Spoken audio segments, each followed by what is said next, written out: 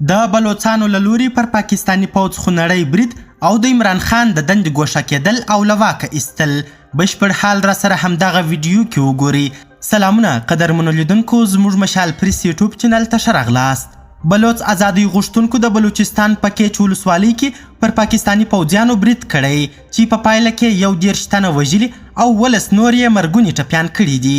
د یادې ډلې ویاند ګهرام بلوڅ څار نیوز ته ویلي چې یاد برید کې د عثمان په نوم یو لوړپوړی پاکستانی افسر هم وژل سوی دی.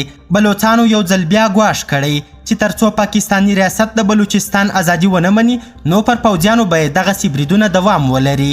دا په تیرو 2 میاشتو کې دوهم لوی برید دی چې په بلوچستان کې ترسره کیږي. بل خوا کېدای شي د پاکستان صدر اعظم عمران خان له واکه وشړل سي.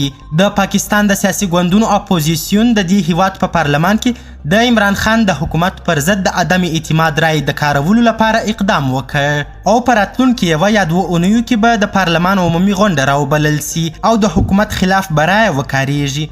دمګړی د پاکستان په پارلمان یا ولسي جرګه کې د عمران خان د خپل ګوند یا پی ټی آی او د ملاتړو 160 څوکۍ موجودې دي، خو د اپوزیسیون سره 112 څوکۍ کیږي. اما د اپوزیسیون مشران وایي چې له دوی سره د عمران خان ګوند پلویانو هم هوکړه کړې ده چې د عمران خان حکومت به رانسکوروي. ځینې پاکستاني شنونکي په دې اند دي چې عمران خان د اسیبلیشمنټ یعنی پوځ ملاتړ هم له لاسه ورکړی. که رښتیا هم داسې وي چې پوځ د عمران خان له ملاتړه لاس په سر سوی وي نو بیا خو عمران خان 100 په 100 کې تلونکی دی. د یادونې وړ ده چې د جو نیوز مشهور خبریال حمید میر چې پر پوځ باندې د نیوکو وروسته له دندې ګوښه سوی و د اپوزیسیون ګوندونو په هڅو بیرته یاد چینل ته راوستل سوی او ویل کیږي چې جو نیوز اوس مهال د عمران خان د مخالفینو سنګر هم دی.